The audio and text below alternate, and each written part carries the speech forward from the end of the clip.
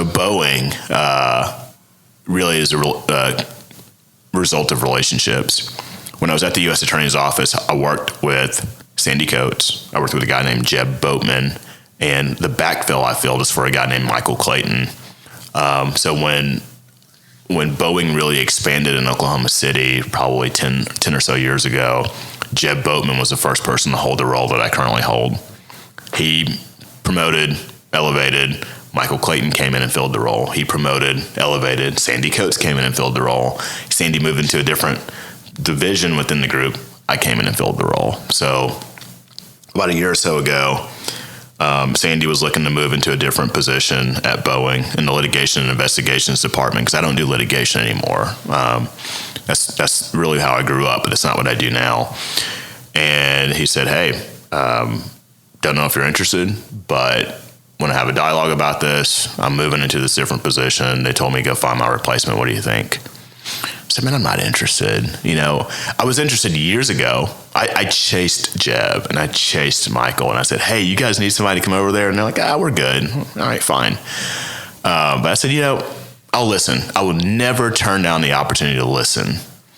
And so we talked, and then I went and met with some additional people within the Boeing legal department. When I tell you that this legal department is top notch, I mean, the pedigree of some of these lawyers is incredible. And hearkening back to that concept I said about stretching yourself, I just knew there was so much I could learn from these people with their vast experience. When I say like incredible, one of our VPs is a former national security advisor for Biden and Trump, right? My general counsel now is used to work in the office of the White House counsel, and worked for Loretta Lynch when she was the Attorney General. My former general counsel, the one who actually hired me, is a former general counsel for the Department of Defense and former deputy general counsel for the CIA, and also was a naval intelligence officer. Standard stuff, right? Really cool stuff. Yeah, right. And I mean, I talked about the law enforcement piece that interested me in the past, and the military piece. I mean, I was very interested in going into the military. Like, all of that really sort of came together. And so it was hard. It's hard leaving jobs. I really connect with people, and it's hard. But I saw the challenge and the opportunity to stretch myself and grow. And so I pursued it. And I came over, and I told you the role I'm currently filling, and it's been really interesting, and I do a lot of cool stuff. We do some really cool stuff for Boeing in Oklahoma City. So we're an engineering center of excellence. We support the AWACS aircraft, the E3, so the one that you see with the big hockey puck rotating radome on the top. We will soon be supporting the E7, which is the wedge tail. The Australians call it the wedge tail. It's the one that has sort of a surfboard on top. As the U.S. begins to age out their fleet over the next 5 or 6 years, we're planning on putting the E7 online. It will be housed at Tinker. Our site also supports the B-1 bomber, known as the Bone or the Lancer. It's a loud airplane, and my windows in my office rattle when it takes off, and I love every minute of that. We support the B-2 bomber, the B-52. We're working on the new B-52 right now. We support the executive transport fleet. People don't understand what that means.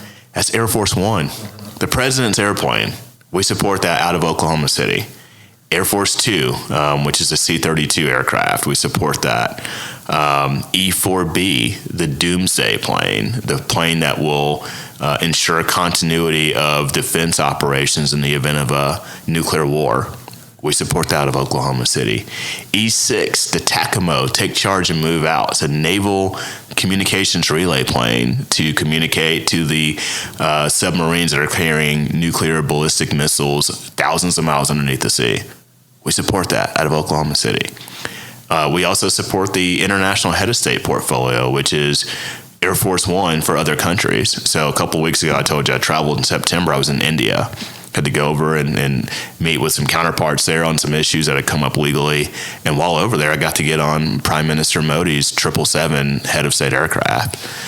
That's not stuff I was doing sitting in my office looking at, contracts that people were mad about, or a sexual harassment claim that came in through HR.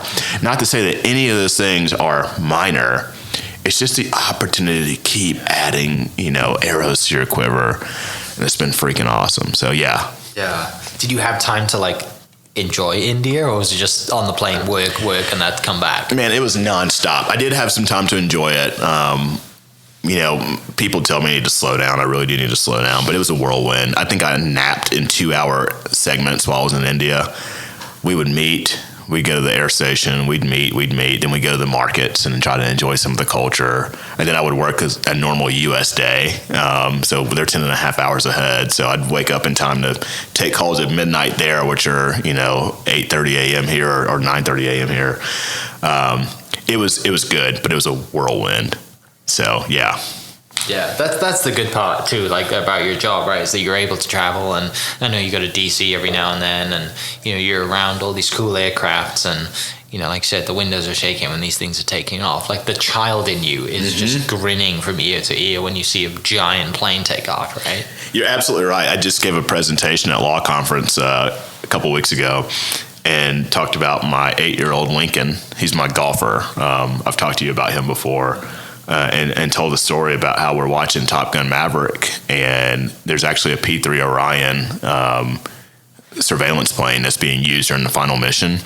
And he's like, "Hey, Dad, that's your plane," which is truly not, but he understands what I work on and what I do. And I got to tell that story, and I'm like, guys, sometimes in these hard times that we have in the company, when we're all focused on dividends and returns on shares, and what does our revenue look like, and where are we at on orders, back up and look at things through the eyes of an 8-year-old and think about how exciting it is to work on the stuff that we're working on, and to understand that we're supplying the warfighter and its allies in a very tumultuous time geopolitically. So yeah.